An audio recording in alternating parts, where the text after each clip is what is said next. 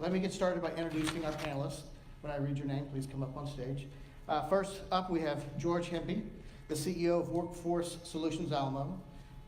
He's the governing board for the regional workforce systems, and a network of service providers and contractors that bring people and jobs together. Welcome, George.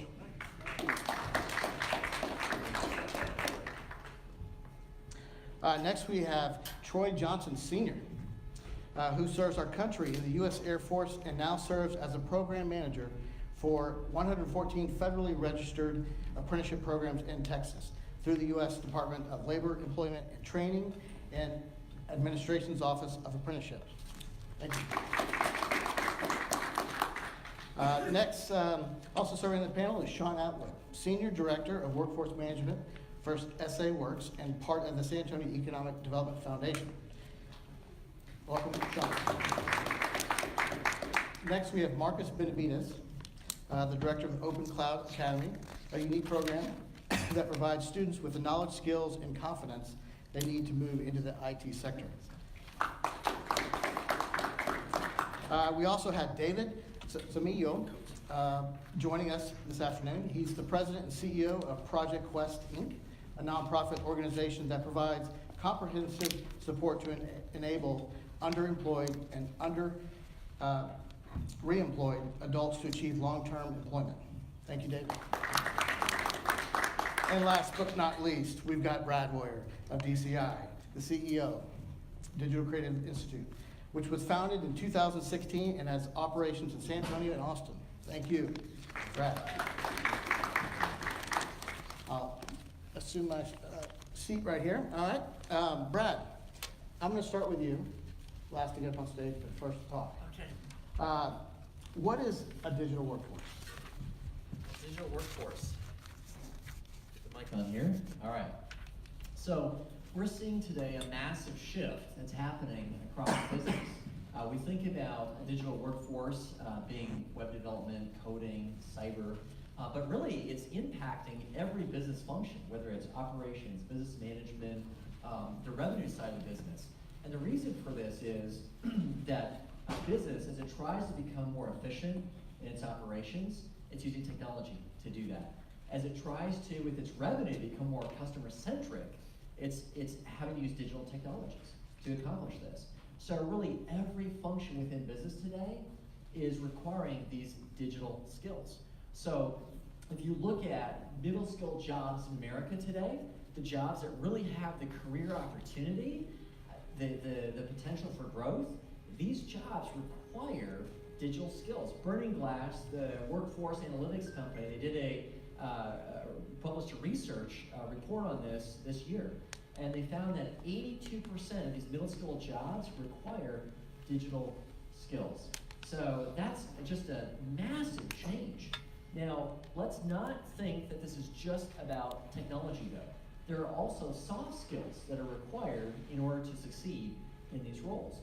Specifically, there's two skills that they identified through this survey. Actually, a different survey that LinkedIn did, asking HR leaders what they see as the most important skills to succeed in digital.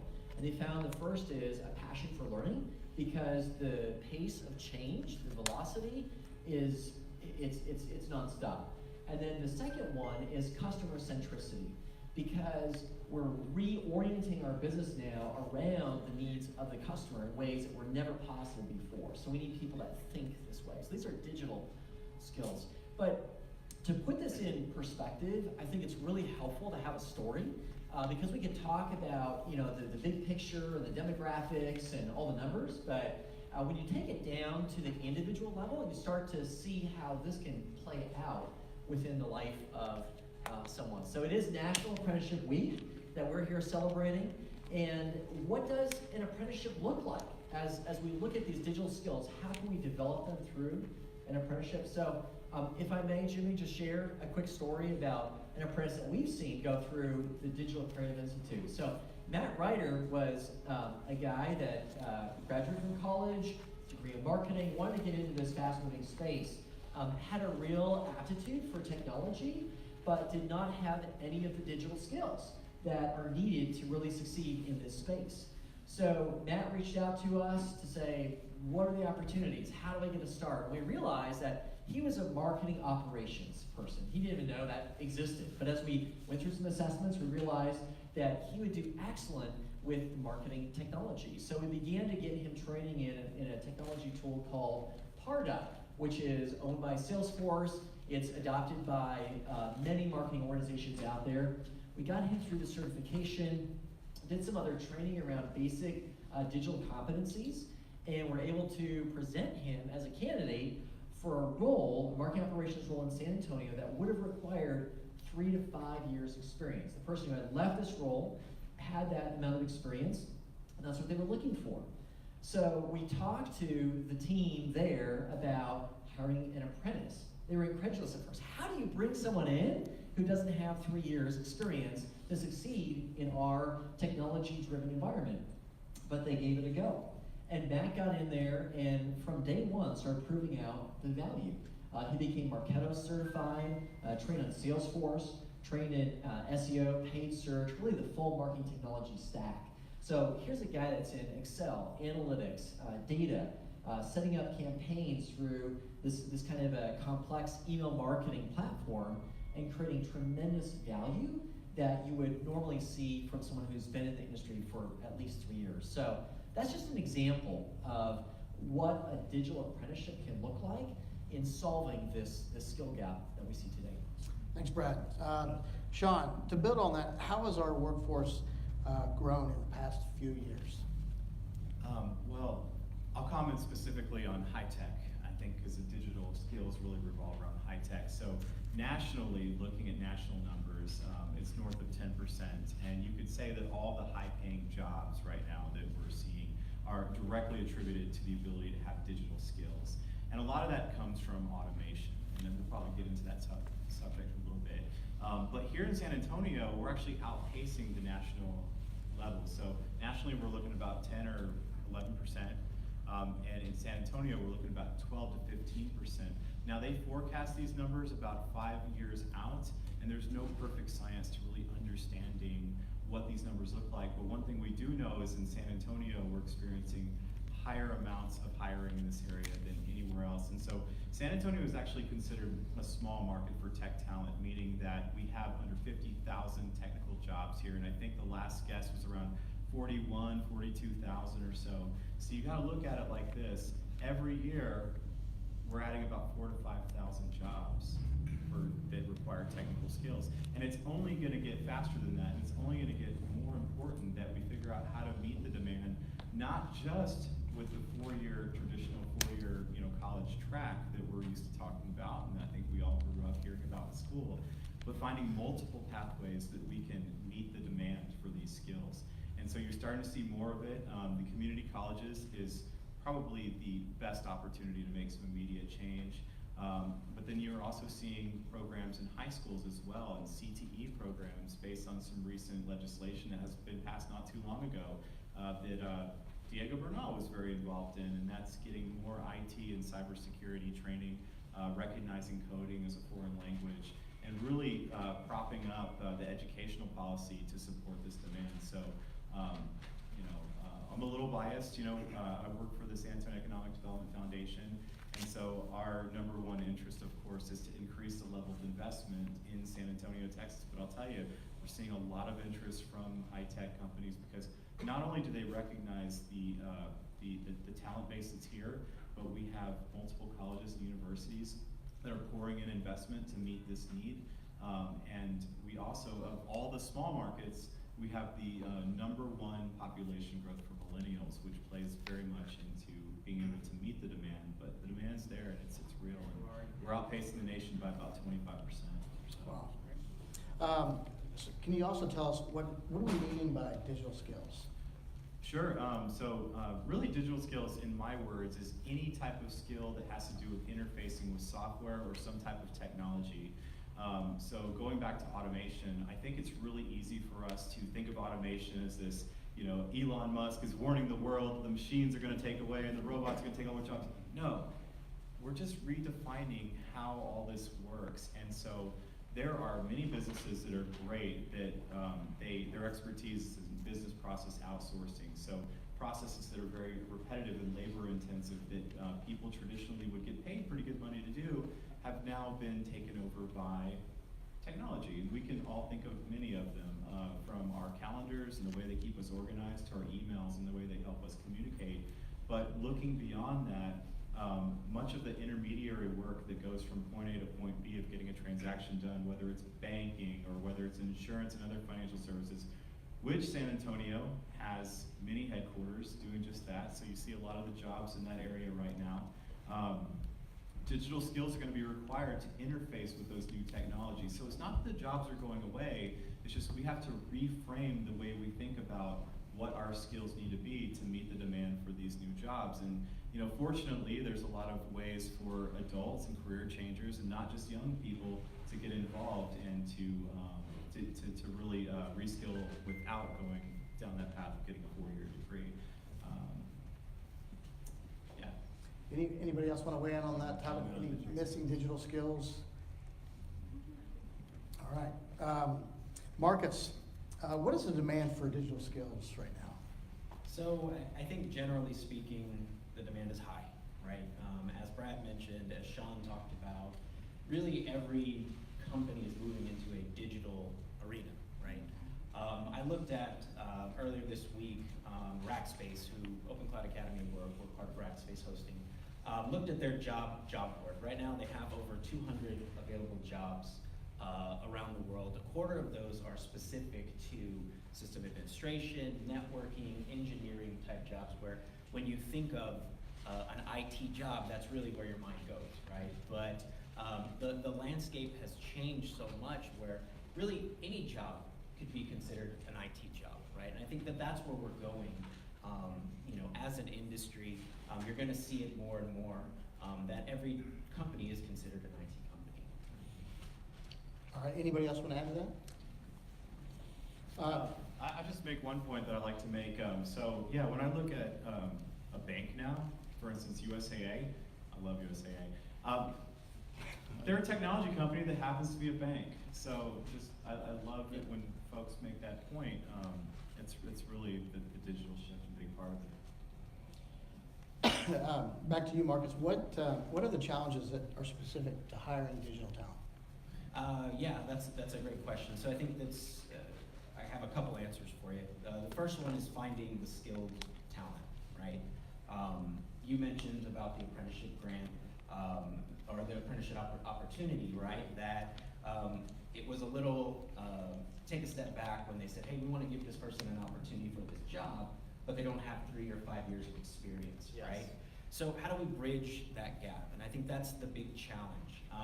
With Open Cloud Academy specifically, what we've done is we've tried to provide a healthy alternative to the traditional education model. 2 years, 4 years, a lot of time investment, a lot of financial investment, right? What we've tried to do is shorten that path to a career by giving skills and certifications that we know employers are looking for. So, the primary challenge is finding the skilled workforce, and I think that because we're having these conversations, we're working towards a solution. And I think it'll happen sooner rather than later. The other challenge, I think, is the alignment with the employers and the employees or the candidates, right? From the employer perspective, you're looking at 3 to 5 years of experience, high level of technical skills, maybe even a college degree, right? For Open Cloud Academy, as an example, most of our students are transitioning or pivoting into a new career field, right? So they may have some hands-on skills that they received in 13 weeks. They may have some industry recognized certifications, but the piece that's missing is the experience, right? And so finding a way to kind of balance out that way of thinking. You need X amount of years to be a good employee in this company, or also, we need to find a way to give those individuals a chance to get their foot in the door. So, yeah, that's what I'd say. Anybody else? Yeah, I'll just make a quick comment. So Project Quest, first of all, we serve as a workforce intermediary. A little different than the partners out there, but what everyone has said, we fit kind of right in the middle of that. So if I look at this, the ecosystem in general, from an employer standpoint, first of all, I think there's been, again, the language used, how do you articulate demand? And if you go across different businesses, how they view demand and what their technical skills or digital skills are, it may not be a uniform language.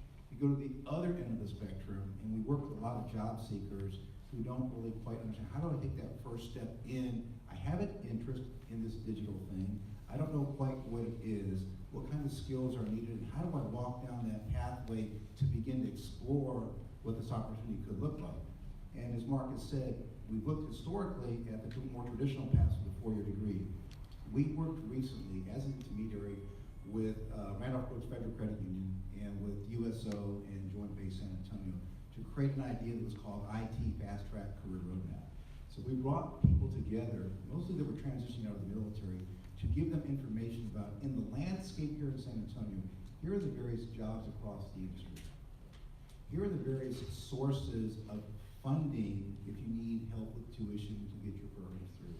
And here are the various programs, OCA being one, CODA being another, of different ways that you can approach obtaining those skills. And then as an intermediary, we help them work through that process of walking down that career path, but also some of the other softer skills they need to get through the process. So that's what I see as kind of just the broader landscape. There is a language that needs to kind of be developed, and then the career paths, how you articulate career paths to get started down the path. And I think that's what's evolving as we become more familiar and have more conversations like this. We're going to create more of a common language and a common framework for job seekers to step into these career paths and then see what the opportunities are from an employer standpoint. That's great. And I'll add to that. And I'll add just a little bit, just from the Department of Labor standpoint, which is great what everybody has said, because that's essentially what the Department of Labor has always tried to do, was bring the employer together, intermediaries such as Project Quest, and the job seeker to make sure that you have apprenticeship programs that's creating pathways for both, that's good for the job seeker as well as the employer. So when you look at demand and trying to feed that demand, and as you talked about, Marcus, bridge that gap, you know, the Department of Labor have always seen apprenticeship programs as a way to do that.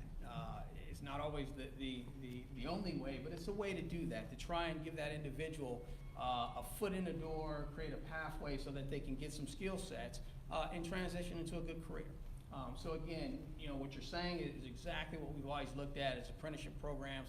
You know, one of the things, challenges I think that's faced as well when you have programs out there that provide training, you know, your job seekers are not always able to go through that training without some type of support, without some type of funding. So you've got to look at a complete system, an overall system that ties in really a national strategy of how we're going to do this as a nation, bring all these entities together so that job seekers benefit as well as employers benefit. And that's what apprenticeship and again, DCI and other companies have sought to do, is try and create that partnership so we can have a national strategy that works both for the employer as well as the job seeker. Yeah. Just to piggyback on that, and David, the role that you all are doing as an intermediary is critical. And I think that's one of the key components in this country that's missing as we look at how are we going to scale apprenticeships and see massive adoption. In the UK right now, their target, in 2008, they set a target of 500,000 apprenticeships. They reached that. Now it's 3 million apprenticeships, okay? And their population's a fraction of what it is over here, right? But something that they've done very well is develop these intermediaries. They call them an apprenticeship training agency or apprenticeship training partner. And these partners are able to navigate the complicated funding ecosystem, the talent space, and then the curriculum, the reporting requirements, to actually deliver to the employer a turnkey solution. And this has been lacking. So if I'm an employer in San Antonio and I want to start an apprenticeship in some digital area, well, there's just the barrier to entry is too high. But because the Department of Labor, the great work that Troy's doing here, and so many others to make this possible, we're seeing these programs emerge. So in San Antonio now, it's incredible the resources we have for businesses to work through intermediaries like Quest, or in the digital marketing space like Digital Creative, to have a turnkey solution where it doesn't have to be designed, it doesn't have to be managed, it doesn't have to be reported on. All that can be done by this training partner, essentially. Before we get too far into solutions, what other challenges are we facing in the digital skills world? So it's really not very obvious, but it comes up time and time again with conversations with employers. It's not necessarily a digital skill, so to speak. Employers are aware of the need for that, and they're preparing right now. But I've heard management gap, and by management gap, it's bringing the context in that we are still running a business, and every decision that is made interfacing with these technologies, whether you're a system administrator, or you're a web designer, or you're in cybersecurity, it's not just about the digital skills. And unfortunately, I think some of the career awareness that starts at a young age almost pigeonholes it like it needs to be a very high-tech focus, but there also needs to be this balanced focus on risk management at the business level, and all of the management and all of the project management that goes into considering what is the risk to the business of what I am implementing, and am I practicing in good accordance with the company's governance and risk management requirements. And so I just think, complementary to those digital skills, we always need to think of how we're meeting those requirements for businesses as well. And if I could, I just add a couple of things that come to mind when we think about the challenges. Still, I think the point from articulating the demand is that I talk to many different organizations, how they articulate what their demand is. How many do I need of this certification or this competency? I think it's still a challenge across the business standpoint to do workforce planning and articulate demand. I think that continues to challenge us. The second thing is, this is a local strategy. We talk about apprenticeship programs and things, it's homegrown strategy. It's for our community to develop the talent that we have here. And if I think about parts of our community that creates a challenge, the term digital divide, and do they have the right base set of skills to get into the game and be able to compete for those jobs? So there's work to be done to make sure there is a platform that all of us can work off of, but then also understanding and articulating demand becomes, I think, a key challenge that if we can start to work on those, it's the larger system. It's the employers, it's the intermediaries, it's the training partners as an ecosystem working to create the synergy that gives you, I think, the scale and impact that is still, that's ahead of us, but I think San Antonio is pretty unique because we're definitely, I think, in a unique situation on the right track of building that kind of synergy.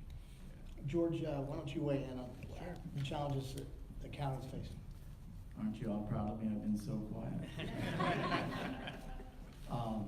Anybody knows me, they know that not to be the case. First of all, I agree with everyone up here. I think everyone's right on with what we're doing and what's happening. As a workforce development board in the state of Texas, there's 28 of us. And our purpose at Workforce Solutions Alamo, we've defined it as taking a systemic approach to actively engage our regional and area-wide stakeholders by aligning their resources and their strategies in order to maximize our impact as a group. So with what everyone's doing here and so many more, that's part of our purpose. In addition to that, I've got about $100 million for 30 different programs to help invest in that strategy or that structure. I believe that a couple of the greatest challenges before us, because I know we're going to go into solutions in a minute. One is the magnitude of the change that is taking place in the digital world. And the other is the speed at what is taking place. We are looking not at just 20 years out or 10 years out, not even 5, really in the next 4 years. As you read the report that came out by the forum that we're here to talk about today, there's going to be significant changes in so many different areas that we do not have positive control over, whether as a society or as a country, as an economy. And so we have to, it's almost as much an art as it is a science to put this together.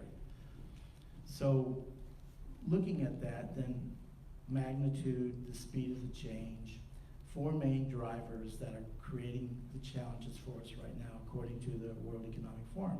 One of those is the speed of the mobile internet. How many of you do so much work now on your cell phone, your smartphone? You actually complete work. One example. Second is artificial intelligence, and not something that it's coming, so if someone's going to predict, it's going to take over the world and everything. We need to learn how to embrace it and use it to make us better, augment how we deliver our services now. That's the focus we need to take. It's not gonna go away. It's gonna change how we do things, and it's already changing. You know, third, we're looking at big data and the analytics that go with it. And then finally, our cloud computing and storage. I want to share something about the big data and analytics, because a lot of people, you mentioned stories. So let me give you an example of some big data and the analytics.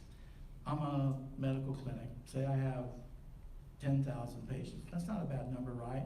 Someone comes in, I give an impression or a diagnosis of what I think the problem is, and I can compare it to everyone in that database. Say I have 10,000. And I'll probably get a pretty good response. This is the possibility of what it could be. But imagine if I have 300 million cases in that database, and someone comes in and I use that data and the analytics that go with it. The probability of having a correct diagnosis is now almost absolute, based on the conditions that are presented to me.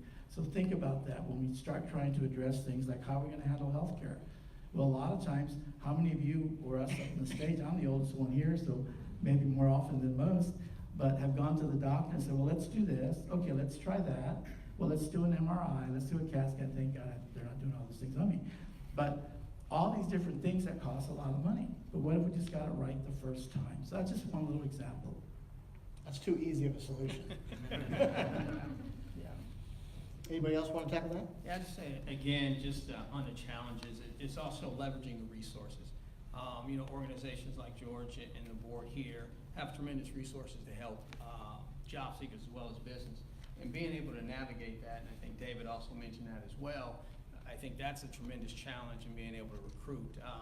Because your job seeker traditionally doesn't have the support, whether it's the support to spend time in a college course or have the skill sets to walk into a job with 3 or 5 years of experience. So I think the big challenge is being able to find those job seekers, provide that support, and then again, it goes along with creating that pathway so that they can get there. So I think that's a real big challenge of being able to really figure out how to do that, leverage the resources that are out there. You know, your companies only have so much money to spend. There's many organizations that are out there contributing to the overall development. And so being able to navigate that, understand that, and work with those different organizations to bring those job seekers in, I think is a big challenge. All right, anybody else? One of the challenges I see is employers may not even know they need this. If you knew what you were looking for, you'd go out and hire it and bring them in, or buy technology that helps you in what you're trying to do, what you're trying to accomplish as a business. And I see the big companies in San Antonio, you know, HEB, USAA, they're innovative in that realm. But some of the smaller business, medium-sized businesses, they don't know they need this, and by the time they realize it, they might be way behind. And Jimmy, that's what I was saying earlier. I think the competency of workforce planning, the larger organizations have that built in, so they can create a vision of the skill set and the timing and where their demand is going to occur. A lot of these organizations don't have that capability, which I think is a need, so you can actually work that backwards, back down the supply chain. And I think that is something, especially in the digital space, because how you bundle skills, look at how you package those and put those out there. Most organizations don't have that skill. So there's an emerging need in my mind that how you create and understand demand is part of solving the problem. All right, David, how is Project Quest addressing these challenges? You know, Quest, as I said at the beginning here, we serve as a workforce intermediary or collaborator. So we're fortunate enough in a way that we're able to be an organization that's on the ground. And the people across this panel here, we work very closely with on a day in and day out basis with Georgia Workforce Solutions, Alamo, with Open Cloud Academy, with SA Works. So how we looking at solving the problems is having being on the ground and understanding kind of the whole spectrum of what's happening across the ecosystem. Where are the job seekers? Where are the individuals seeking those opportunities? What's the employer perspective? What's the training capacity? So specifically these last 4 years, we were fortunate enough with the Department of Labor to receive a grant in which put Quest into the IT cyberspace. And we ended up partnering with Open Cloud Academy as an intermediary to help with the recruiting of individuals that have a desire for the skill set matching them with a training program, and then facilitating on the back end placement. So we had an employer network that once they completed, whether it was the SEC Plus or the CISSP, their certifications, they would be matched with employers. So what we're doing is connecting the dots in that space. What that led to, just as a couple of quick stories, because of the nature of the cyberspace, you would think with a lot of our military folks transitioning out, clearances are a big issue. So you can develop the technical skills, but if you don't have the clearances, you can't really be afforded the opportunity. So part of our vetting process that we do is making sure that we set folks up for success. Marcus is in TV, the training, but on the back end, and you're gonna hear from Ben a little bit later, the partnership with Accenture Federal Services was there's job opportunities. So we facilitate job readiness, making sure the funding's in place, and then help them actually have employment opportunities. In this case, getting them into the Accenture version of their apprenticeship program, which is on the Salesforce platform, and giving them employment opportunities. So how Quest fits into it, it is trying to bring that synergy and connecting the dots across the ecosystem, and then working with different employers and different training providers, and bringing those job seekers into the mix along the line. We'll talk a little bit later about, and that grew into another apprenticeship program that we have the benefit and pleasure of becoming. So now Quest has become the first IT cyber apprenticeship program in the state of Texas, which allows us We to gonna clap for work. them? That's so exciting. Yeah, Yes. yeah, yeah. Anytime we're first, it's like, we gotta, For September, right? It's happening in It's September. September. that goes on someone's website. It's gonna go, you'll hear about it tomorrow, and I will tell you this in all honesty, it's all about a partnership, and sure, it's what's good for Quest is good for the city of San Antonio, but it's partnership with Troy and his guidance, and the Department of Labor, to be honest with that. It's also working with San Antonio College and Dr. Flores. So this particular apprenticeship program is in partnership with San Antonio College. He provides the basic curriculum and the core coding training, if you would, and then the partnership with ISHP, Information Technologies, and a handful of other employers. Quest sits as the program manager. So how do we solve problems is back to, we're asked to come in and oversee all the various components to the program. And the recognition by the DOL for this is good for San Antonio because it certifies us as the apprenticeship program manager, but allows us to have access to potentially financial resources and other employers that we can bring to the job. So you take people and say, now you have an earn to learn concept. So back to not being too long-winded, it's actually being in the mix and connecting all the different stakeholders in the ecosystem to create the career pathways, and they can have an earn to learn concept. So they don't have the experience, they get the foundational educational training, the technical certifications, and then have the opportunity to learn their way through over 12 months, 18 years, get paid along the way, and their chances for employment are very highly successful. That's it. Yeah, so I just want to chime in real quick because, you know, Open Cloud Academy, we've been around now for almost 6 years, and Quest has really been a pivotal part of that life cycle, right? And so, from the student perspective, Quest has sponsored about 65% of our students that have gone through the program. Right now, we have about 750 total. We've got another 30 that are going through class right now that will be graduating by the end of the year. But I think through this partnership, it's giving individuals who are maybe non-traditionally thinking about technology or IT as a career path. Quest is able to kind of broaden that scope and really, you know, find these individuals that, you know, are now really good fits in this industry because they have the right training and they have the certifications. But, you know, go back 12 months, they may have never thought about technology as the career path for them or the career choice for them. Another good fact, out of the 65% of the students that have gotten funding from Project Quest and have graduated from Open Cloud Academy, we have seen wage increases of over 200%. So they're really tapping into a population of individuals that, again, were maybe delivering pizzas, right, or working part-time, or had episodic employment. Now they have an opportunity to really get into the workforce, to get a salary, and to make an impact where, again, you know, 12, 24 months ago, it may have seemed impossible. And just to kind of fill one blank on that part, because part of what we do help them with, there's one thing about the technical training, and I say we, and again, I look at the whole ecosystem, the partners up here, but our advisors and our counselors, they're working with the other side of the equation. Life happens as you're going through very intense training. So how do you keep somebody on track, motivated, committed to see the program through when they're having maybe challenges along the way so that intangible element of an intermediary is to be there to provide the life support system as they're working through the intense curriculum and seeing them through to the other end. And I think when we talk about challenges and how you're meeting challenges, that's the other side of this, that depending on what audience you're trying to target, as Marcus said, you cater to a certain audience, the intangibles of helping people through a program and keeping them focused is probably equally as important as what their aptitude is and their competencies are to acquire the digital skills. George, what are the other solutions that help bridge this gap? Well, for one, we have to look at for one, we have to look at the model itself of training and education.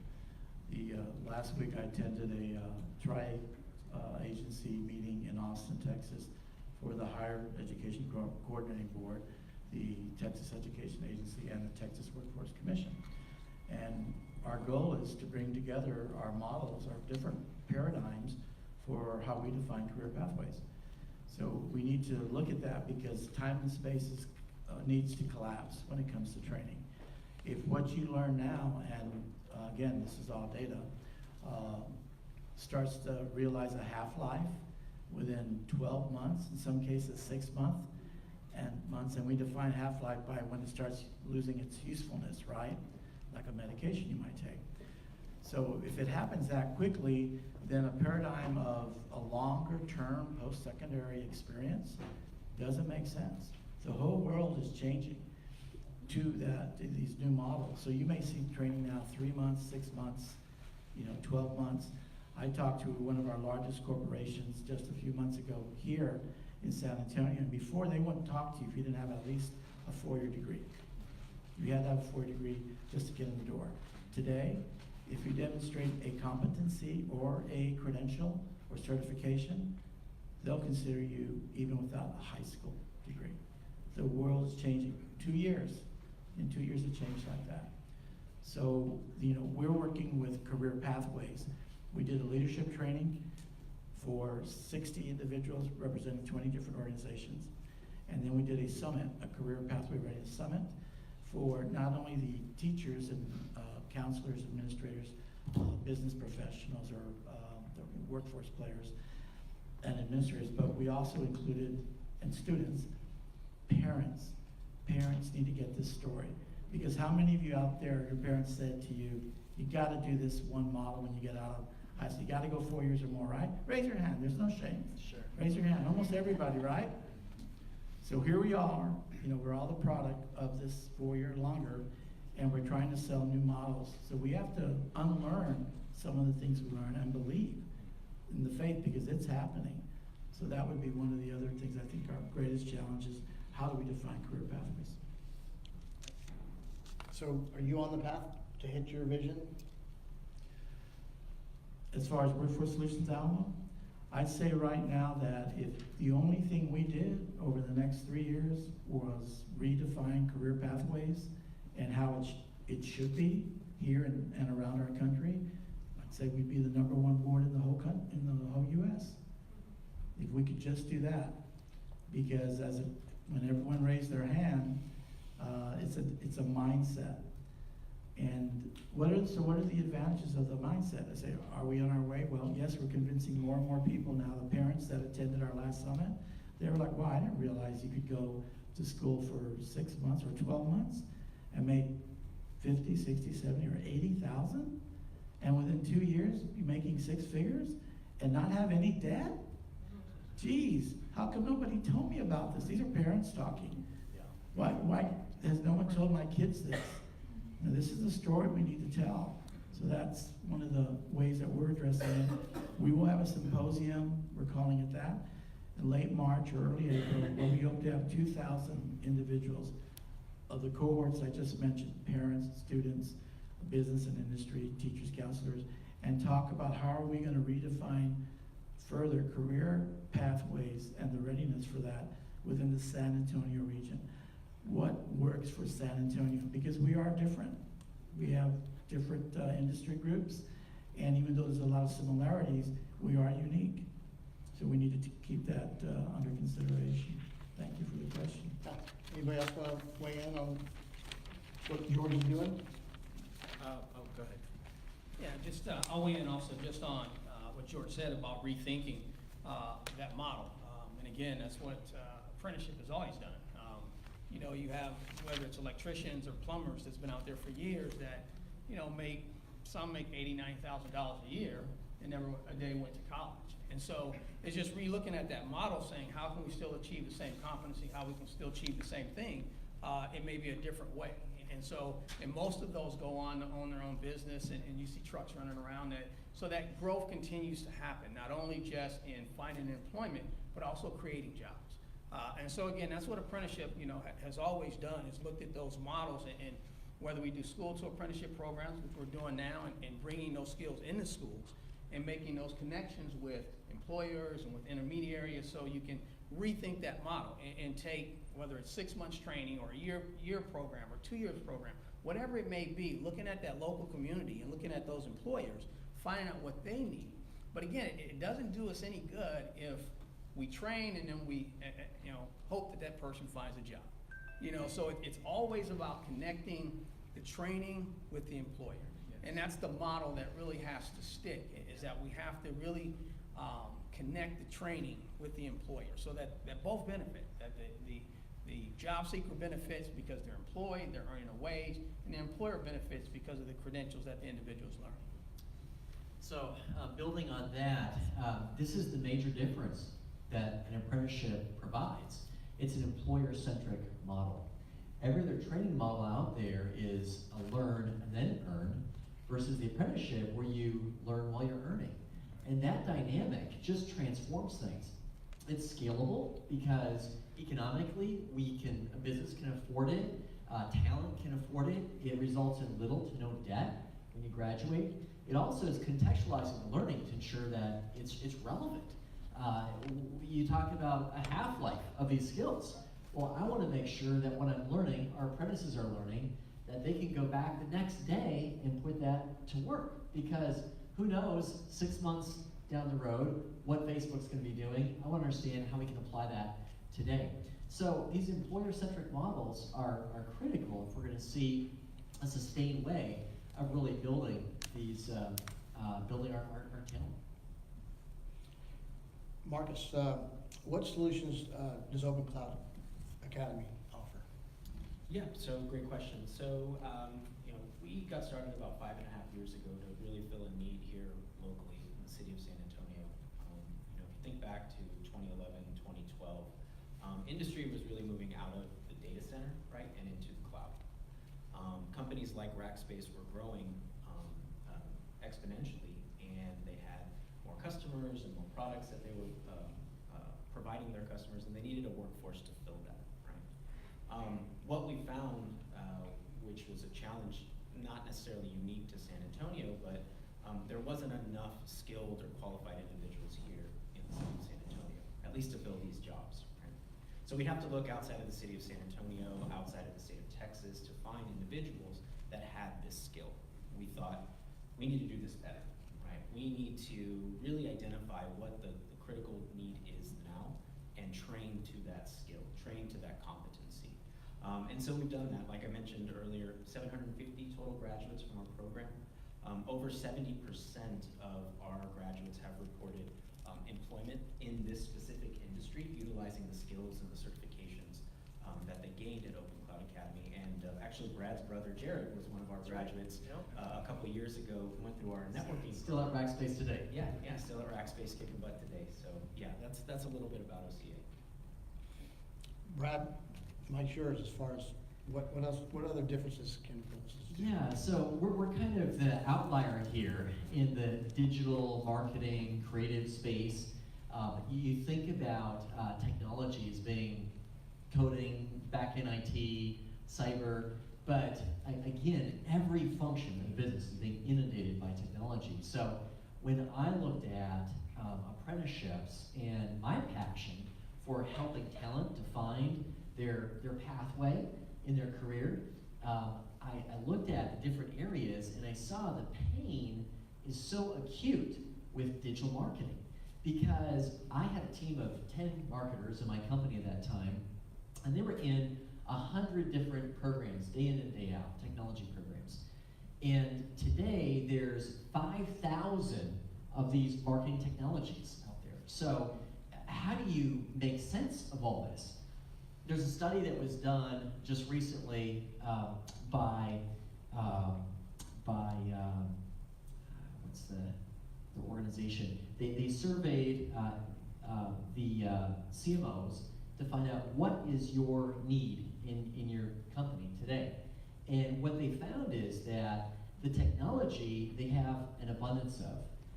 They don't need more tools, they don't need more data, more systems. What they need is help upskilling the talent they have to make use of the tools that they have. So only 26% of CMOs today say they're actually using effectively this technology. So we looked at this and said, this is a massive opportunity for us to be part of upskilling talent in the digital space. So 3 years ago, launched Digital Creative as an answer to that, and it's been difficult to create understanding with employers that this is actually a solution out there. We think of it being the trades and traditionally where it developed, but I'm grateful for the leadership we have at both the federal level and the state level. Commissioner Alvarez, we heard him just in September at the Texas Apprenticeship Summit saying this area of digital, IT, these new collar jobs, that's going to be the greatest sector of growth for apprenticeships. So what we've seen with marketing is that we're able to, within a compressed period of time, within a year, through coaching on the soft skill development, and then training on the technical skills by connecting our apprentices to the best minds in marketing here in San Antonio and in Austin. We're able to see them accelerate that skill building so that they're able to, at the end of this, really have the equivalent of what those hiring managers are expecting in terms of the 3 to 5 years of experience. I did a survey just yesterday, was looking at the job postings in San Antonio the past month for marketing, about 1,000 roles that are open, and you'll see that almost all of them require 3 to 5 years of experience. So as a recent graduate who's excited about this world of technology, excited about marketing, wanted to get a start, you've got the bottom 3 rungs of the ladder. They're knocked out. Where do you even begin? So with an apprenticeship, we can upskill someone quickly, they hit the ground running, and then for the next 12 months, train them so that they're competent to do what you'd expect from someone who's been in that position for much longer. I also like how the company that's doing the hiring has an input as to the curriculum that they're getting. And I think, David, you were speaking to this as well, where it's not just a education solution saying, okay, prepackaged, here's what you need, we deliver it to you, but actually hearing from a company, finding what their needs are, okay, how do we integrate that into the curriculum? So we can customize that, and that's because of the coaching piece as well, allows us to deliver exactly what we're looking for. All right, Troy, can you tell us what a registered apprenticeship is? A registered apprenticeship is a partnership. It basically happens between the job seeker or the employee and the employer. It creates a structured training system, a training program that provides both knowledge training as well as hands-on training. It's set up with a set of standards to ensure that the program itself is structured and meets the goals of both the employer, like I said, as well as the employee. So the difference is, I guess, would be more importantly in registered apprenticeship versus other apprenticeships you see. Again, it's an earn while you learn. So you're actually earning a pay while you work in an apprenticeship program. And not only that, what's really key about a registered apprenticeship, I know George mentioned here about that $100 million that he has for workforce development. One of the things that the registered apprenticeship does is tie you into that workforce system. To be able to integrate into a national policy, into a national strategy that allows you to take advantage of all those other systems out there that are there to help individuals get jobs and to help companies grow. And so it's really key in that when you look at other apprenticeship programs that may focus on training or may give credentials, but are they integrated into that national system that ties in the support that an individual needs, but also now partners with the college as a lot of our apprenticeship programs do, where you still can get your degree, whether it's a 2-year or 4-year degree. So it just ties all those things in together, so you can still get the education. So no one says if you start an apprenticeship program that you're just on that pathway. I like to say apprenticeship programs are just like a key. It opens the door. So if you're working with an apprenticeship program, the training provider may be Alamo College. The training provider may be DCI. The training provider may be Open Cloud Academy. So that you have multiple pathways, multiple ways you can take advantage of that apprenticeship program. So if your goal is, as a job seeker, is to have your 4-year degree, that apprenticeship program is a door to get you there. If your goal as a job seeker is to work for a company and be technically proficient and move up in that company, then that apprenticeship program can get you there. Now, if you can tie that into a national strategy, into a workforce system where you can work with George and his folks and maybe utilize some funding that not only helps the job seeker but also helps the business, then you have a win. So that's what registered apprenticeship is. It's just a national strategy to kind of bring all the folks here together, all the folks together to create something that's good for both the job seeker as well as the apprentice. And Troy, speaking of the funding, there's been a shift in policy where the H-1B, those funds, do you want to speak to that? What's I won't go too much in detail, but again, policy supports apprenticeship. So funding that we may have used in the past, to support deport workers, coming into America or coming here to do different jobs. Now we're using that funding to train American citizens, to do apprenticeship work. So, the idea in Washington, again, I think it is a joint idea or joint thought that apprenticeship is good for America. So when we can get, our national leaders to all agree and see something in a certain way, it's great. It's great for the country. So apprenticeship has been that stone that says, hey, look, this is something that we know is good.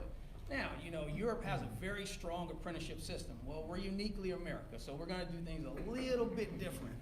So we have systems that we touch into those intermediaries and we say, look, that's a good idea. So, hey, let's pluck that out. And Europe uses that. That's a great idea. Okay, let's take that and let's apply that here in America in a unique way that we do here in this country that makes it work for us. So again, that's the key with a registered apprenticeship. It's really part of a national strategy that tries to tie in funding, everything that we do to try and make this country great. I see this national strategy coming to a critical point in history where it reflects where the UK was, let's say, in 2008. They made this plan to really prioritize apprenticeships. They achieved a goal, 500,000. Now they're targeting 3 million apprenticeships. They have funding of 2.8 billion pounds that's available now to support the expansion of apprenticeships. And they're seeing that the expansion is primarily in the area of digital today. So it took them 10 years. I think we can get there in half the time. Tech leaders in this country, Mark Benioff, he challenged the president last year. He said, let's do it. 5 million apprenticeships in this country in the next 5 years. I think most people are like, that's impossible. How are we going to do that? But Troy, you're working hard to make that happen. Yeah, we're growing, and we had a goal ourselves of 500,000 new apprentices. And so we're moving towards that goal, and we're growing every day, getting folks involved. And again, it is just a national strategy. We have, the leaders of this country behind it and trying to make that grow. So. What was the timeline on that 500,000? Our 500,000, I'm probably off on this, but it was 2 years to get to 500,000. But make sure I'm correct on that. But my job is on the ground, so I'm just trying to make it happen. But yes, that's our strategy. So we're moving that direction now. So it's just a matter, like you said, in this space, in this digital space, the more we can get to see, hey, this is a good thing. And I think, Mark, you touched on this, is that there's individuals out there that we don't normally see as, hey, this is a good person for this particular type of work. We're working with Project Quest, I like to call them diamonds in the rough, that you see and say, hey, look, this person turns out to be an excellent candidate, for this particular job. But if they just had the college route, sometimes that just cuts them off. They don't even get a chance because there's barriers there that sometimes they're unable to overcome. So apprenticeships kind of lets you know that, this is a way to do it. Which, by the way, Jimmy, we do, I didn't mean to interrupt, we help fund the programs they're talking about. So just showing the collaboration that we all have up here. In part, we fund the training that's taking place at Rackspace. We work in collaboration with Project Quest and others and Accenture. So we are communicating, and that's part of the challenge, is that we all come together like that and pool our resources. I was going to make a real quick comment about scalability and the 500,000. I think that if we can get the employer side, make this more of a demand pull than a demand push, employers, because if you think about the value, think about an organization that pay in terms of recruiting costs. You think about cultural fit, you bring a person to the organization, are they going to fit? So your retention costs are better, so your retention's better, recruiting costs go down. It's a good business investment for employers to kind of consider this as a pathway for their careers. If they look at it just strictly from a business point of view, that you get the try before you buy, you skill them up, they have that sense of your culture, your organization, and you're going to retain them, and they're going to be, and I think we saw some of that in Rackspace with the folks that came through Quest, that they actually had a higher retention rate to a certain degree because they're job ready. So I think there's another idea about scalability to create demand pull. Could be something to accelerate this 500,000 idea. And it will be accelerated. Here in Texas, at the Apprenticeship Summit, Dallas County, they reaffirmed their commitment to 50,000 apprentices. I don't know the timeline on that, but they're working hard to create 50,000 apprentices in Dallas County. So here in San Antonio, we don't have a specific number that we've identified, but I think we need to find it. We need to say whether it's 30,000 or hey, let's not let them outdo us. Let's make it 50,000 here in San Antonio, Bexar County. 51,000, yeah, that's right. We can do it. I'd like to open up to the crowd. Any questions for our panelists today? Don't be shy. Let's hear about the first cybersecurity initiative. Susan, was that a plan from your standpoint? Yeah.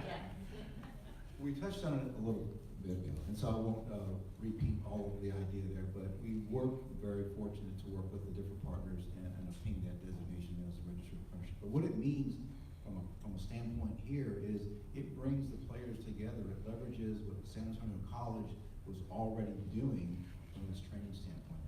It allowed us to marry up 5 different employers. So back to this pathway of employers who are about to, this Friday, do what we call a matching and meet and greet. They're going to meet the first cohort that's come through the CSIS program, that's what it's technically called. And they're going to meet this Friday, and they're going to have a chance to meet the potential apprentices, evaluate them, and select them into the program. And then they'll begin now their OJT component of that. So we're very excited about, as Brad said, we took this role on in September. We've been working with SAC to get the first set of cohorts. Their general ed requirements are complete now. So now comes Friday, the next step in the process. And then they'll embark upon their OJT, which has a staired earning potential to it. They'll start out making somewhere $10 an hour as they acquire the various skills as they finish their Carnegie Mellon certification piece of that. Their earning goes up over the course of that year, and more than likely they'll finish with the job, with the certification, with the designation, and more than likely being employed and having that family sustaining wage. So that's the first step in the process. And we have ideas to want to definitely scale that going forward. It's exciting. That's great. Question that I haven't heard the answer yet. As far as job designations criteria with the Department of Justice, Labor. And Brad, big milestone recently for digital marketing. Yes, so we're speaking about the registered apprenticeship, and it has been a year-long process for us to go through this, to begin conversations with Troy, and then with Dudley in Dallas, and then with the team in Washington, D.C., and it's been a lot of back and forth. We've worked with our multiple industry partners, where we bring to them what their perspective is on what does it mean to be qualified in this space of digital marketing. And so we present that to the Department of Labor. They go and check in, talk to these industry partners to ensure that this really reflects what they need. This is the first time that there is within the marketing space an apprenticeship that is registered. So this brings huge resources to San Antonio, to Texas. We see this as something that can expand nationwide in the future because there's a huge opportunity for tens of thousands of apprentices within the space of marketing alone. It's already played out in the UK. It's going to happen here as well. Something else that we've seen with this registration process is that we've had to actually create a code with the Department of Labor, the ONET codes, what they use for classifying the industry, and we had to even get that understood so that this field, that tens of thousands of people across the country that work in this, they now have a designation. So we're really excited about that milestone. And tomorrow, if you're able to come join us, we're having a press conference. We'll be announcing more of the details of that.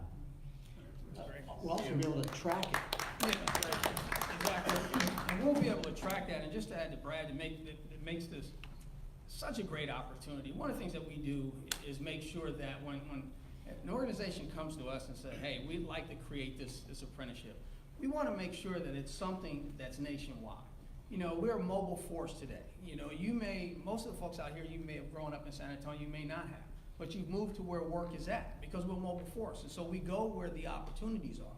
So we want to make sure when we create apprenticeship occupations that it's something that's nationwide so that you're not stovepiped into one little area that's not transportable, that you can use somewhere else throughout the country. So that's one of the part of the process. We want to make sure industry is out there, they recognize that occupation so that when we create that apprenticeship that it's portable, that you're able to go whether you're working here in San Antonio, if life takes you to California, that same type of credential that you get here applies in California. Because again, we're trying to make sure that job seeker has an entryway and a pathway to a sustainable career. And you can't do that if you don't have that kind of connectivity.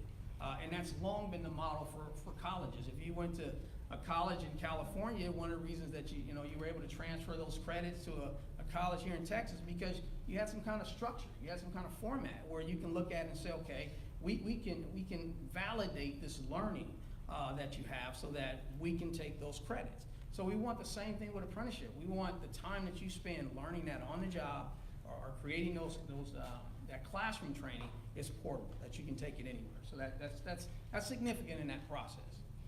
So funny, quick story, our tech reporter at the Business Journal wrote a story about DCI about a year and a half ago. And after one of our advertising sales reps moved on, our reporters pinged me an email and said, why don't you look at one of these digital marketing opportunities? And she gave me Brad's contact info, and we were off to the races and hired a digital marketer and within the advertising department.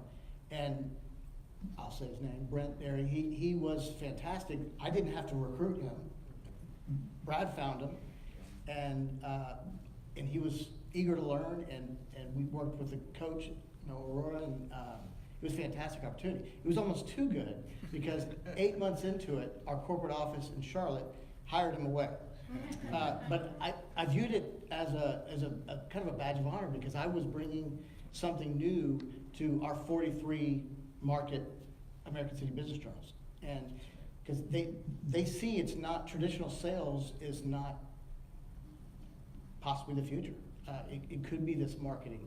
And in this role they hired him into, it would have required 4 years of experience to be doing Marketo, work with the marketing technology stack, very complex. People don't graduate with those skills today. But just after graduating, starting the apprenticeship, starting with the journal, and then being in this very high impact role. Yeah, it was fun to watch and be a part of. I'm now ready for him to do it again. Any other questions before we, okay. I have a question. So I work with the San Antonio Housing Authority and the Duty Inclusion program that's called Connect Home. So Connect Home, we make sure that our residents have access to technology in terms of devices, right? They need to have a computer to develop their skills and practice. They need to make sure they have broadband, and we need to make sure they have these skills. So we provide the digital skills training. I know you guys talked a lot about getting to the point of signing up to Project Crest and apprenticeship program. Can you talk a little bit about what do I need to do to make sure that our residents are ready to enter those programs, right? Because there's a lot of basic digital skills training that needs to happen before they can even sign up, right, to your program or to you know, what should we be looking for to preparing San Antonio, like our residents, from the beginning, like at zero skills, no digital skills, to get to the apprenticeship program, to get to the cybersecurity program. So what are some of the things we need to do right now? So if I may, I'll just make a couple of comments too, because this is kind of close to my heart too, as far as Great what the question. challenges are. That we've talked about, and the person to your left there, the digital divide and the issues around just basic fundamental resources to do the beginning part of it. So what we've looked at, and to answer your question, I think the residents, and I think that the residents that you support need awareness. I think it starts a little bit, I'm not gonna be oversimplifying it, but you need awareness about what resources are available to them to even get their basic set of skills, and then how you work with organizations like ours to create those first steps, because it takes a step along the way. There's part of my challenge is when we talk about the IT, that it could be seen a bridge too far for some people. Their basic skill sets are so far removed from even getting into this. So I believe that in some of the work that we're trying to do is, I would call it work backwards, to meet people where they're at in life and what their skill sets are, and be more, I'll call it pre-apprentice, for lack of a better Yeah, term. that's a good term. You know, the pre-apprenticeship program, we at Quest call it Quest First Steps, that says, how do you do the right assessment of where an individual is with their aptitude and skill sets, and then build the basic curriculum, take the first steps to get them on the pathway. The pathway may not lead to an apprenticeship right away, but they take the steps to become more competitive along the way. And I think the population that you serve and some of the populations we work with just need to be aware of that, to see what the interest is, and then inform about how do you take that first step. And so I've even had Saha on my mind about how do we partner closer with them to better inform your residents, not just about Quest, but what are the resources out there if they're interested in taking that first step. So my mind is it's working backwards, it's working with intermediaries. George will probably comment here because his organization is fantastic and well positioned to help provide that bridge also. But it's a different challenge in the IT space because it's a different starting point. And you've got people that are already behind the curve, so to speak, and how do you get them over that first barrier? And our job is to really to break those barriers down. But I think it starts with awareness, first of all, and then really some kind of upfront assessment to say where are they at, and then what resources would be available so they could take that first and eventually end up at Open Cloud Academy or working at Accenture. And so it's a lot to think about. It's not a simple answer, but it's one of the biggest challenges I think just moving forward in this discussion. George. Yeah, Chair, I'd like to. Excellent question. So right now we have a program, for lack of a better term, we're calling it the College Re-Engagement Initiative. Every year we have thousands and thousands of people who go to college, here post-secondary, whatever the training may be. And many of them are the same people we're talking about right now, the first opportunity, maybe the first one in the family to do so. Life happens, we know, my fault, your fault, nobody's fault. We have a huge number that leave school, huge number that never graduate. So then part to your question is, so what happens when something gets in front of these people? So what we're doing with this initiative is we have a number of companies lined up, agreed to, as they exit school, it's part of the process, it can be made part of the process. We're doing it at San Antonio College, St. Philip's. As they exit, they have the opportunity, they want to participate, it's like their plan B, to interview with these companies who are starting with manufacturing. They will hire when appropriate. And so here you have a group where they've left school, all is lost, is how they may be feeling. I would be feeling that way. But now there's a plan right away, go to work. And not only that, most of the companies have agreed to send them back to school when they're ready, because as we mentioned before, a lot of them need those upskills. So this is a real life example of what we're doing. This is for everyone, okay? So if they're leaving school, they can apply for these positions if they're interested in them. We already have a lot of companies that want to hire. We only have a 3.3% unemployment, so the pipelines are dry. Now's the best time. But that's just one example of what we're trying to do for the individuals, especially those that are first generation, going to school, and things happen. So I hope that kind of helps answer the question a little bit. And I'll add real quick, because again, you touch on that national strategy. You know, David mentioned pre-apprenticeship, and that's exactly what we want to do. And like George says, just rethinking the pathway. The folks that you have could literally be in a pre-apprenticeship program that's ran by a community-based organization that's connected to an employer, so that there is an alignment, there is a pathway for them to go to work. So now, if I'm an employer and you're in a pre-apprenticeship program, you're integrated into a national system to where there may be funding opportunities now through the workforce system, because you're in a pre-apprenticeship program. So now you can get funding for that. So that benefits not only you as the organization, the individual, so you can leverage that funding. Now you're aligned with a community-based organization that runs an apprenticeship program, that has the connection to the employer, so you have an alignment. Instead of, it's kind of a hodgepodge. You train here, but you don't know if you're training for this employer over here. You're getting the skills, but you don't know if those skills are the ones that the employer needs. Sounds good, and everybody can train to that, but are you aligned? Do you have a pathway? So now I'm an employer, and I've been part of developing that apprenticeship program. I know exactly what pre-apprenticeship skills you've been taught, and I know exactly what you have. So it makes it easier for me as an employer to say, hey, look, yes, this is a person I want, this is somebody I want to invest in, because they've been in a pre-apprenticeship program, they've proved themselves through that, and now they've moved on through that cycle. So that's where organizations like yours can clearly partner with, folks like Project Quest or DCI to say, hey, look, if you have an apprenticeship program, let's create a pre-apprenticeship program. So we have an alignment of what we need to train these individuals that's going to make them more competitive to get into your apprenticeship program and move them on that career pathway. How early is it that they can start making this pre-apprentice? I mean, you can start it at any point. It's just a matter of, again, folks getting together, rethinking the pathway and say, hey, look, how can we leverage those fundings? I believe you said y'all have some funding that you use. So now imagine taking some of the funding that you have to get some of those basic skills, and then using, other funding streams to build on that and create that to put an individual in an actual job so they're earning money. But now you're now leveraging the funds that you have exponentially, instead of you training a set of skills that may go nowhere if it's not aligned with a particular employer. So that's the national strategy we're trying to get America to rethink about and look at these apprenticeship programs and say, look, we can start at pre-apprenticeship levels, we can tap into the workforce and utilize the funding that's there to make sure we have a good alignment straight into apprenticeship program and straight to a pathway. We're applying that same idea right now in the healthcare. It's not technically a pre-apprenticeship by definition, but it's a first step program that's pre-RN, LVN, but it gets them into the career pathway, gives them a starting pay, benefits, but it moves them right up to the next, ready for the next level. And that's what we're imagining we want to do in this IT space. You could start early. You could start at 14, depending what type of apprenticeship program we're talking about. But you can start fairly early as a pre-apprenticeship in answer to your question. And start broad.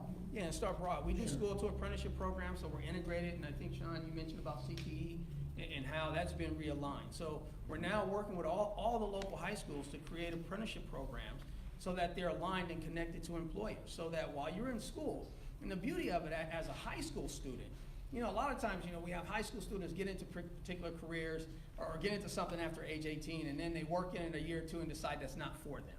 Imagine if they were able to do that when they were age 16. Right, yeah. And they can figure that out between the ages of 16 and 18, so now when they hit 18, they know what they want to do. Instead of employer trying folks out at age 18 and then deciding they don't want it, now they have to go through the cost of reacquisition. Imagine if somebody could figure that out between age 16 and 18. How much money you could save, how you could leverage that process. And so again, we're trying, to put it back into schools, but it's an education, of trying to educate educators and say, look, the way that you've been educating, that's great. We're not taking away from, the traditional way that you educate, because we all need knowledge training. Apprenticeship does that. It gives you both of that. So it's just rethinking the pathways, as George talked about, rethinking the way that we're training individuals and we're giving those skill sets to meet the demands of employers. And when we can, make it work for both job seekers and employers, we have a winning system. And keep in mind, it's not just the educators or the administrators. You all raised your hand practically earlier when I asked you, what did your parents tell you? It's about the parents. I mean, let's be loyal to the truth. They have to tell the educators, administrators, and the political backdrop, hey, we want other options. Speaking of a parent that has a kid in college, I don't know if I can afford the other two. And so, if they have standards and my kids want to go to certain types of school because they bought into that model, and maybe deferring to another opportunity. And it's all possible if you create a partnership, let's say with UT. There's nothing wrong with UT having an apprenticeship program connected to an IT company. Sure. So you could be in an apprenticeship program earning money, and you're still going to UT. So you can still have that opportunity to go to those colleges. It's just a matter of how you do it.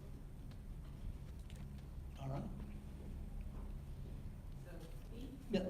Jordana Martin with the Federal Reserve. So you have been to my presentations over the summer on preparing workers for the fourth industrial revolution. I have some publications back there for everybody, but what I wanted you to maybe reflect on a little bit and let us know what you think. We have started the Digital Inclusion Alliance in San Antonio, and some of the formalizing that David mentioned of the pathway is a place where the Digital Inclusion Alliance can help. Of course, the Federal Reserve, we're concerned, and the subject of the publication that I have for you all in the back, it's a chapter in a larger book that has just come out on workforce development, preparing workers for the expanding digital economy. What do you all think? We're concerned about having the infrastructure to support both workers on the supply side and to attract industry, tech industries, healthcare industry, all the industries that are being disrupted right now by technology. We saw with in a big way, right, with Amazon, their requirements, right? It's not just the skills of the workers, right, but it's also the infrastructure in place, broadband infrastructure, high-speed internet. And what I'm revealing in my research is this gap, right, for low and moderate income. We're working very closely with Connect Home, the San Antonio Housing Authority, and of course I talked about Project Quest and Open Cloud Academy and kind of what we're talking about. But so there's a very direct, what's happening in the economy with the shrinking middle class because of the changes in manufacturing and retail, and now the growth in now healthcare, for example, is the biggest creator of jobs in the United States. So just thinking about what role do you think the Digital Inclusion Alliance is working with the city very directly to make a digital inclusion plan as part of its economic development plan, and we're trying to think very holistically, right, about what people need, because a lot of the young people, I talk about the homework gap and the digital skills gap and everything that you all are addressing, but fundamentally too, and not to see digital inclusion, it is workforce development, right? So a lot of the players we can formalize, I think, the role, and maybe I just wanted your thoughts on that. It's very critical. One of the big points that I make is how the shrinking middle class, we're seeing the extremes in wealth and income inequality in this country, that our latest survey of consumer finances revealed it's even getting stronger. So it's very important to the overall economy of San Antonio, so I just wanted you to reflect on that just a little bit. Solve it right now. Well, that's a tough question, but where you put your money at, 80% of the governors in this country cited as their #1 priority. This was 2 years ago, so I guess you could say it's old data, but it hasn't changed. 80% said workforce development is their #1 priority. However, the investment of those dollars, we spend in Department of Labor, not to criticize what's going on there, okay? But what we spend for workforce development as a department, we spend in 2 weeks in Afghanistan, for example, okay? For the whole country. So what I'm saying is, if we're going to invest in our most important resource, everybody raise their hands, that's youth, right? Is there anything more important? No. Okay, we need to invest in the infrastructure. So that would be my answer, is that the infrastructure, the budgeting, the resources reflect it. And I think as a city, I know we work with every delegate agency, and the amount of monies committed to the workforce development side of it is rather, in my opinion, minimal. It's minimal. And I think we need to turn that around. Well, in 2017, we did a subscriber study, and we asked CEOs what was the biggest concern they had. And there's a long list of them, and #1 was hiring and retaining talent. Yeah. I think they need to define that better, and perhaps we look into studies as to our local economy, not just USAA, but get a good collective picture as to what these jobs are, and that pathway. Until you know what the demand is, you can't come up with the supply. And again, it's about being efficient too. I mean, one of the things that we do look at Department of Labor is trying to be efficient with our dollars. Again, I don't know how many, I've been doing this for a number of years, and I've met so many people that have gone through training programs and been funded, but then they didn't like it. So now they're trying to find something else. Well, what happened to all that funding that was provided to them to train? It's money that's just gone. So we gotta try and be a little bit more efficient at how we're using funding. And like you mentioned, you have funding, you have a funding source that you use. Well, wouldn't it be great if we could use the funding dollars that you have to help supplement the apprenticeship programs that they have? It's about being efficient and leveraging those dollars. I mean, the pie is not getting bigger. It's not. That's just the way it is. Companies are in the business to make a profit, so they got to be incentivized in order to join in this system. So how do we do that? Again, we just have to be efficient and really look at what we're doing, how we're training individuals, and how we're connecting them to employers. And if we're not doing that in an efficient way, we're going to, we're going to be ineffective and not be able to align individuals with employers. One of the things we see sometimes, especially, here in Texas, we have employers that will take advantage of funding sources, but there's no commitment to keep those workers. So again, what happens to that money? It's gone. So if we're not creating pathways and apprenticeship programs that creates that alignment and creates that structure and creates commitment on the part of both the job seeker and the employer, you're not going to be efficient at what you're doing. You're going to lose money there. The Federal Reserve is also, I'm responsible for the Community Reinvestment Act and training financial institutions in investing in areas such as this. So we had one roundtable with bankers, and that generated almost $1 million just immediately into digital inclusion programs. But we need a feature programs where we're working on the pipeline together. That's right. And they can support those programs that are going to be most efficient, That's right. most effective That's right. in getting the person to the next opportunity. And utilizing your tax dollars. I mean, we all pay taxes, and we're paying taxes for workforce development. So if we're not effectively utilizing your tax dollars to do that, we're not doing our job. So again, that's why, at least our office, that's why we're trying to create those apprenticeship programs, because we want every dollar spent in this workforce investment system to be directly aligned to an employer, because they're the one who provides the jobs. I just say, think about us as a potential partner, that, and how we can leverage that and maximize. Think about us that way. I think we're the tip of the iceberg. We're gonna be Yes, I call dibs on the Federal Reserve. So, Jimmy, what happens next? Well, obviously, this is the beginning. You might have talked already to each other at length about opportunities, but I think the communication's got to keep going. Keep going. Yeah, absolutely. We are looking at doing some events in 2019 focused on workforce development.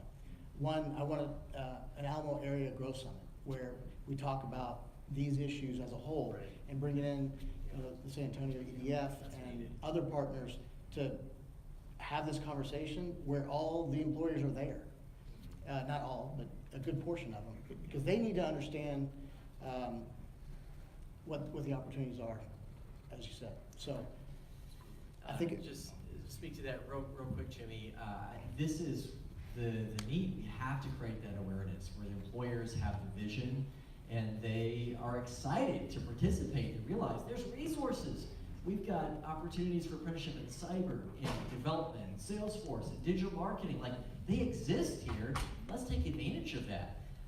My vision is to see for San Antonio that apprenticeships becomes the #1 workforce innovation initiative for our community. And I think that we have, more than any other place in Texas, we have all the elements of that right here. So let's make that summit happen, and let's bring the employers, and let's see apprenticeships really move forward. Next year, we'll have twice as many of these apprenticeship events during National Apprenticeship Week, and in 5 years, we can have 20 times as much. So this is just well, it the touches beginning. all types of industries, all sorts of demographics, I mean, it's really Everything. ingrained in Everything. the success and continued growth of San Antonio. Yeah, it is. Thank you. All right, that concludes our panel discussion. I want to thank the panelists. Thank you for being here.